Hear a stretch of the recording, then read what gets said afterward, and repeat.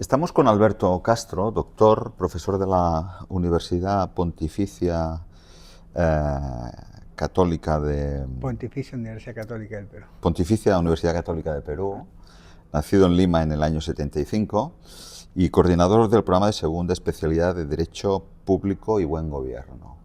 ¿Participas en estas jornadas de la Universitat Oberta de Cataluña y de la Universidad de Barcelona? ¿Cuál va a ser tu aportación, tu intervención en estas jornadas, en este Sí. seminario? ¿Qué tal? ¿Cómo estás? Muchas gracias por la A entrevista. ti por tu tiempo. A mí me han pedido hacer una presentación sobre el impacto de la inteligencia artificial en el rol del ombudsman o la institución del defensor del pueblo. Porque fuiste candidato a ser ombudsman en Sí, Perú sí, así es. a nivel nacional. Así es, yo O sea, fui. un cargo importante, ¿no? Sí, bueno, de hecho, mi investigación doctoral ha sido sobre principios de buen gobierno y el ombudsman, ¿no? Fue un estudio comparado sobre la Defensoría del Pueblo del Perú con la Defensoría del Pueblo de España, del Reino Unido y del Reino de los Países Bajos respecto a funciones normativas indirectas que desarrolla el ombudsman y cómo aplica estándares para supervisar el correcto funcionamiento de la administración pública, ¿no?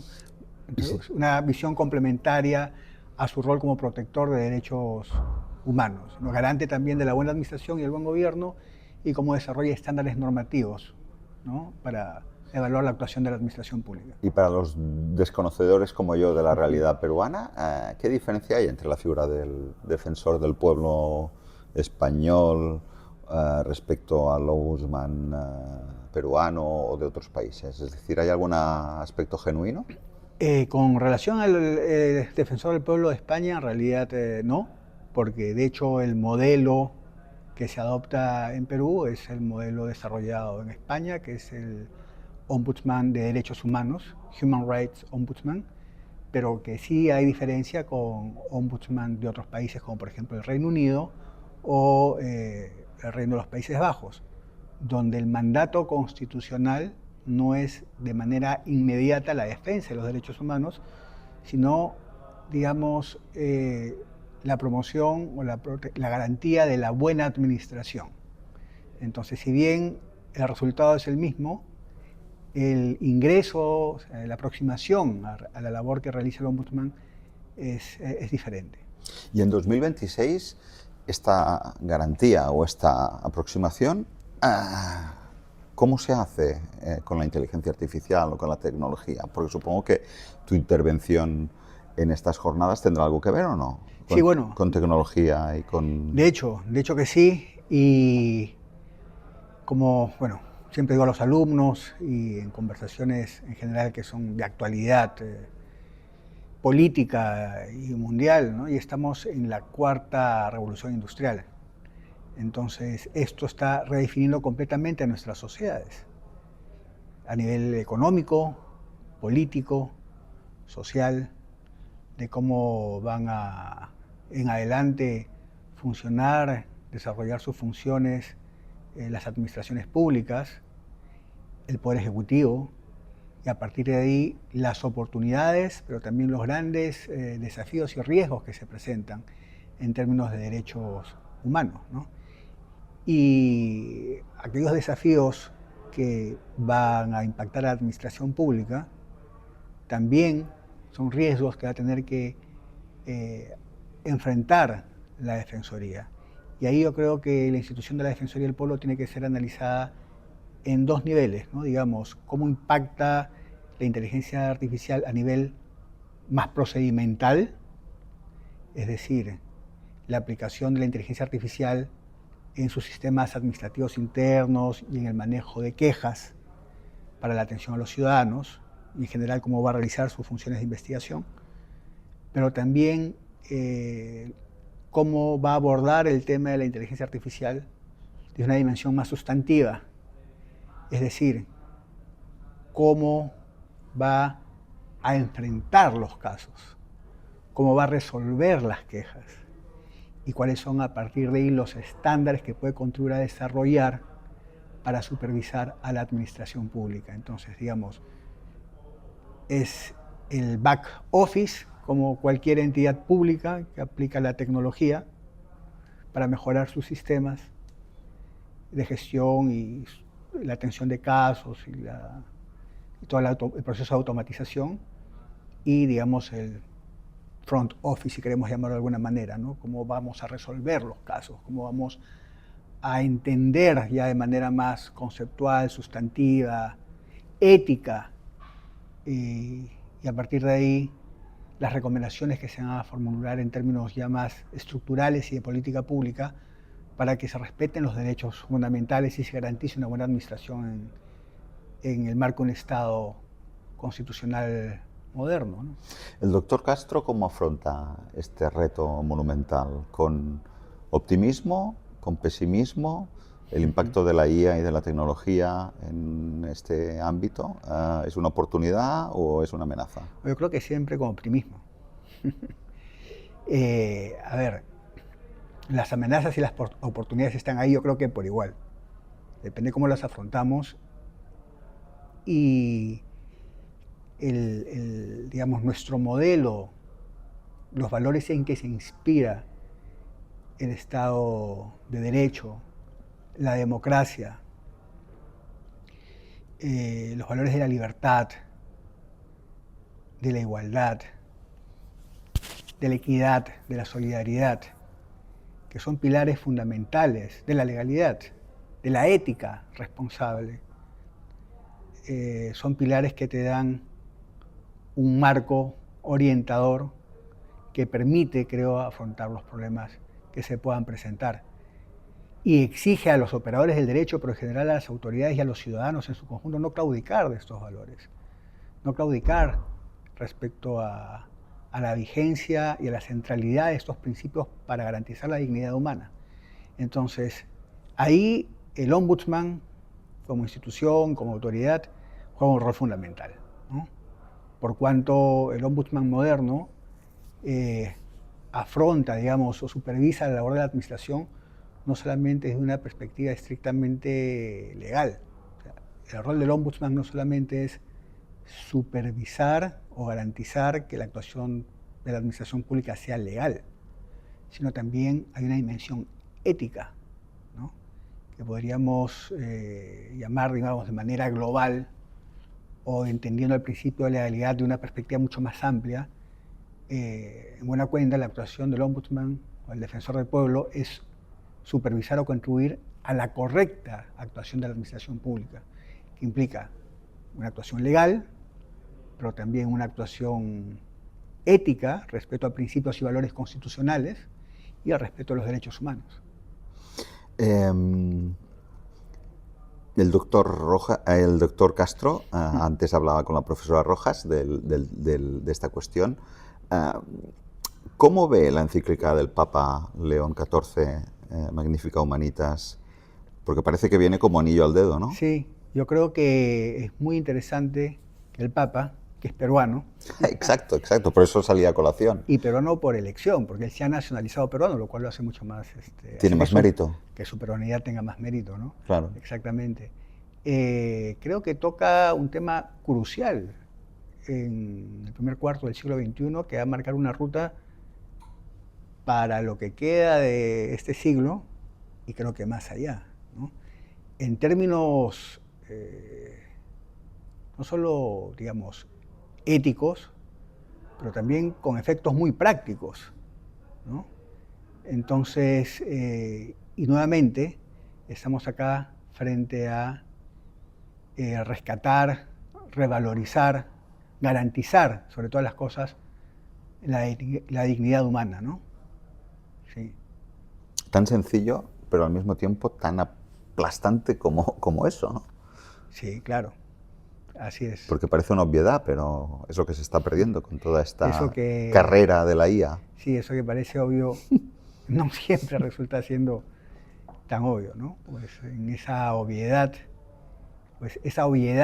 la que a veces hace que perdemos de vista aspectos que son esenciales y que se van perdiendo. Por ejemplo, el derecho que pueda tener una persona, que es un caso que vio la Defensoría del Pueblo del Perú hace un par de años, en 2024, que se registra como una queja, referido a que la persona pueda tener derecho, un ciudadano pueda tener derecho a ser atendido por una persona y no por un chatbot, ¿no? Frente a la falta de respuesta, la persona siempre tenga la opción, el ciudadano siempre tenga la opción de pedirle a la administración pública ser atendido directamente por una persona. Entonces, esto nos recuerda que hay funciones tan esenciales que requieren que no se renuncie al componente humano, ¿no? Y, por ejemplo, el caso de la Defensoría del Pueblo es un elemento fundamental. Una institución como la Defensoría del Pueblo, que ejerce la magistratura de la persuasión, porque sus recomendaciones no son vinculantes, no tiene tampoco facultades coercitivas. La Defensoría del Pueblo convence, persuade, orienta, ¿no? Y ahí está la fuerza de la institución.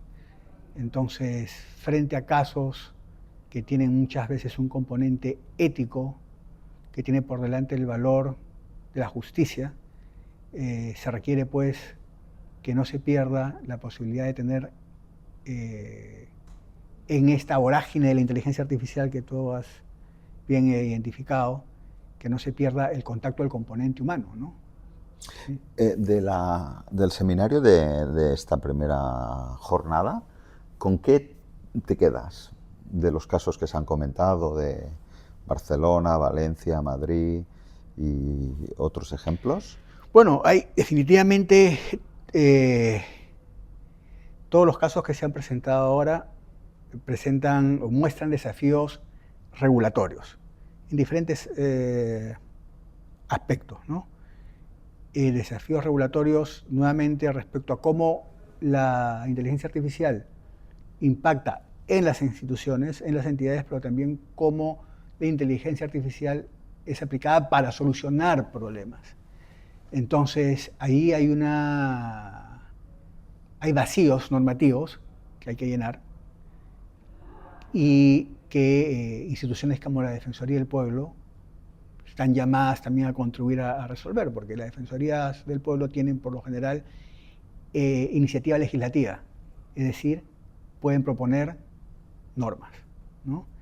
Y ahí, identificando vulneraciones a derechos humanos, identificando vulneraciones al principio de derecho a la buena administración, la Defensoría del Pueblo puede contribuir a llenar estos vacíos normativos, a enriquecer además el marco regulatorio, ya sea con iniciativas legislativas, propuestas de leyes, propuestas de reglamentos, pero también promoviendo pues estándares, ¿no?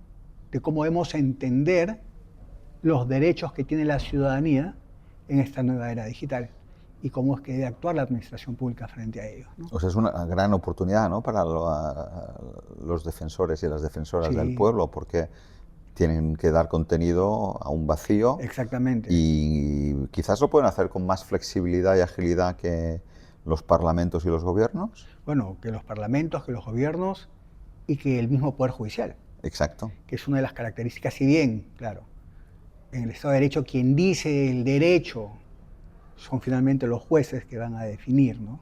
O el legislador cuando desarrolla las normas, la capacidad que tiene la Defensoría del Pueblo de actuar de manera más flexible y más rápida en la atención de casos.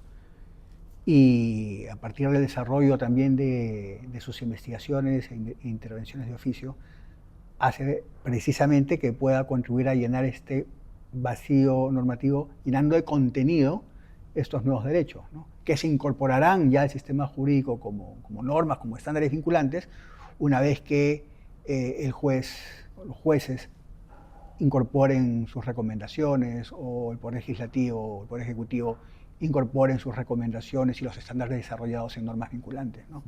Entonces, ciertamente va a ser también un aprendizaje para las defensorías del pueblo, no solo del Perú, que es de donde yo vengo, sino del mundo, ¿no?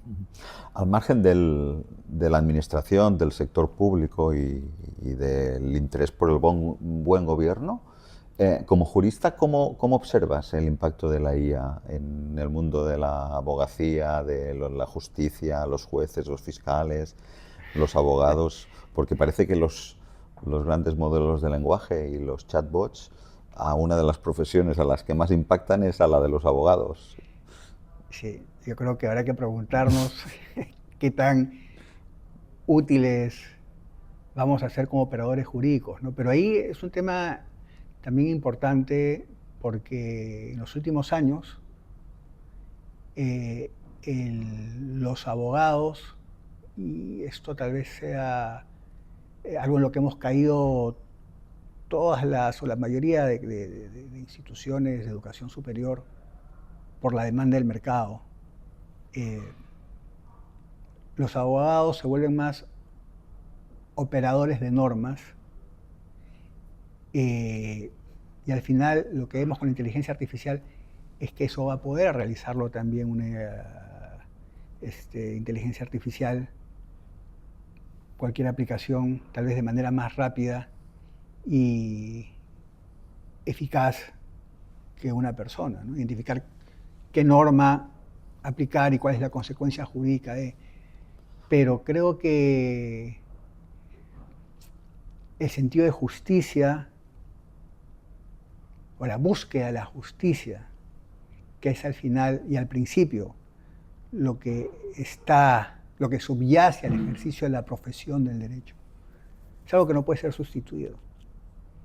Y debe implicar que las facultades de derecho no solo formen también a los abogados en la aplicación de estas técnicas, ¿no? De cómo aplicar la inteligencia artificial desde una perspectiva ética en el ejercicio de la profesión, pero creo que también revalorizar o repotenciar el, el rol del abogado como un Humanista. humanista, exactamente, esa es la palabra, como un humanista, sí. En España estamos viviendo una época, y visto desde Barcelona, por temas que no vienen al caso especialmente, pero en Madrid ahora hay una crispación político-judicial muy importante, unos años en los que la justicia se cuestiona mucho. Entonces, el papel de la justicia, la imparcialidad, la utilización de algunos partidos o ideologías sobre determinados jueces o tribunales. Entonces, claro, una solución desesperada a estos problemas podría ser ponernos en manos de una IA y que sea la IA la que ejerza la justicia, porque a lo mejor es más imparcial, será menos humana, pero a lo mejor es más justa. Creo Es que una provocación. sí, yo creo que ese siempre es un debate y habrá quienes piensen o recurran a esa solución. Yo creo que eso también tiene un riesgo muy grande porque en realidad, si lo vemos con un poco más de profundidad, los algoritmos no siempre son imparciales, sino al final es lo que se les enseña. Tiene sesgos. Tiene sesgos. Y hay un fenómeno mundial, ¿no es cierto?, respecto a la judicialización de la política y la politización de la justicia, que está afectando a nuestras democracias en todo el mundo. Entonces, frente a eso, claro, surge esta pulsión. Esta pulsión y la posibilidad de introducir la inteligencia artificial como juez, ¿no? Pero creo que son estas funciones, las del juez, las de un defensor del pueblo, las que no pueden ser precisamente sustituidas por una inteligencia artificial, ¿no? No sería la solución, ¿no? Yo creo que no. Entonces, ¿la solución cuál es? Yo creo que la solución es persistir en la lucha por preservar los principios y los valores democráticos y del Estado de Derecho en todos nuestros países, en el mundo. O sea, las democracias modernas estamos siendo amenazadas por una ola de a ver, para ser claros, ¿no? Una ola de pensamiento autoritario, restrictivo de las libertades, de todo tipo, de movimientos conservadores, y creo que lo que hay que hacer es volver a la esencia de los principios que inspiraron y que inspiran nuestras democracias, ¿no? Sigo con las preguntas provocadoras, pero ¿no detectas que también la propia izquierda o las fuerzas supuestamente progresistas también caen en algunas reacciones autoritarias o reaccionarias? Es decir, que a veces la respuesta ante supuestos gobernantes o candidatos autoritarios también son posiciones reaccionarias. No, ciertamente, o sea, Es decir, se polariza, ¿no? Es que estas reacciones que te llevan a los extremos, a la polarización, no solo son de un sector. O sea, creo que esto es algo en lo que caen todos los sectores, o sea, izquierda, de derecha. O sea, la polarización de la sociedad creo que es un fenómeno que también estamos experimentando en todo el mundo. En el Perú lo hemos visto. En la elección, por ejemplo, el Defensor del Pueblo, donde yo participé como candidato, no estuvo exenta también de la polarización dentro del propio proceso de selección, ¿no? De las fuerzas políticas. ¿Cuántos candidatos había? Mira, fue un proceso complejo donde tuvo que llevarse a cabo 3 veces para poder elegir finalmente al Defensor del Pueblo. ¿Quién lo elige? ¿El Parlamento? El Parlamento. El Parlamento, que se politizó por la intervención, curiosamente, del Sindicato de Trabajadores de la Defensoría del Pueblo.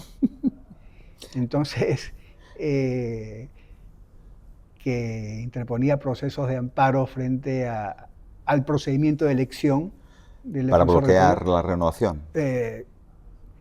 Y perpetuar al que estaba en el cargo. En realidad, bajo el supuesto de que los procedimientos, la forma como está conduciendo el proceso de elección el defensor del Parlamento, no garantizaba un proceso transparente y participativo.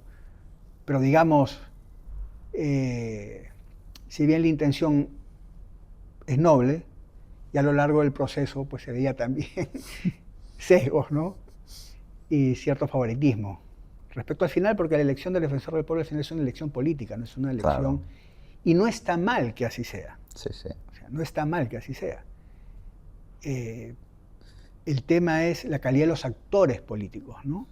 O los actores que están involucrados. Y cuando las sociedades entran en estos procesos de polarización, hay poco espacio para la reflexión, para pensar en el bien común, e inevitablemente pues se pierde la objetividad y cada uno pues se empieza a ver solamente por sus intereses o desde sus puntos de vista, ¿no? Ya se pierde de perspectiva cuál es el interés del país o de las mayorías en estos procesos ya de luchas y de pugnas políticas, ¿no?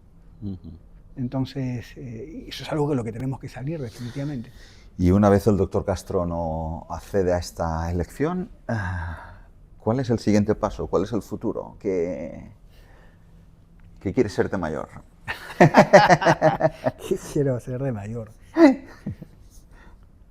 Bueno, sí, porque eres joven. Bueno, muchas gracias. Sí, ya, bueno, 50 años ya, pero... Somos jóvenes. Somos jóvenes, así es.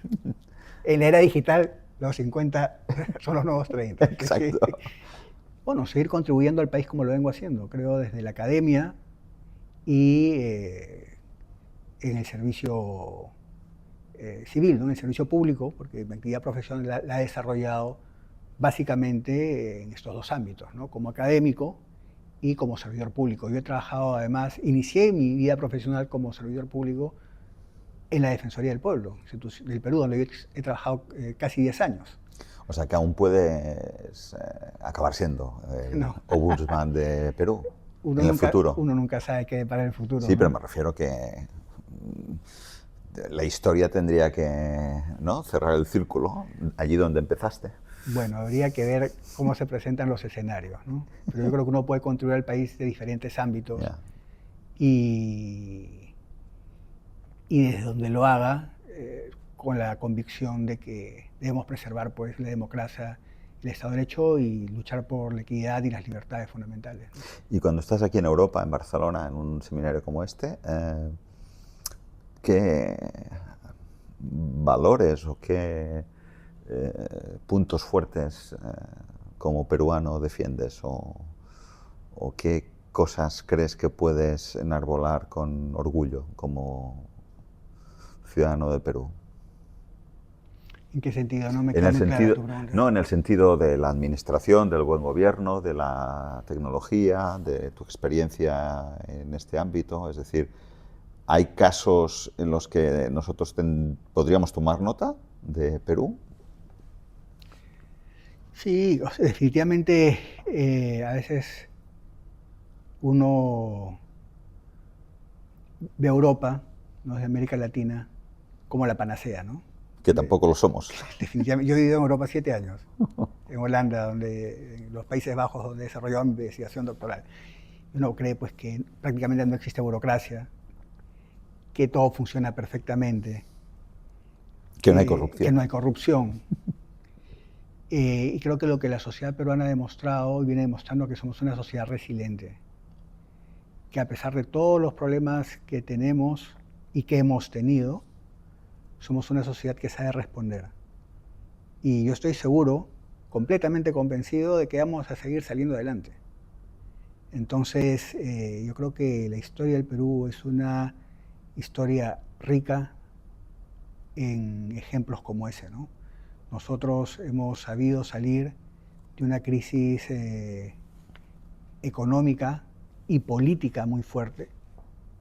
Hemos sabido salir de la violencia terrorista que azotó el país 20 años. Hemos sabido reducir la pobreza. Hemos sabido abrirnos al mundo. Hemos sabido empezar a consolidar una clase media y con todos los problemas, porque sí, en el Perú hay grandes problemas todavía de inequidad y de exclusión. Son problemas que tenemos que resolver como sociedad. Estoy seguro que lo vamos a hacer y vamos a seguir participando como actores globales con un rol cada vez más preponderante. Pues muchas gracias, Alberto Castro, por esta conversación, por esta charla, esta entrevista, por tu tiempo No, y por estas bien, reflexiones. muchas gracias a ti. Disculpa por a veces el cansancio de No, todavía el jet lag. no, hombre, no, estás en plena forma. No, muchas gracias, te agradezco mucho.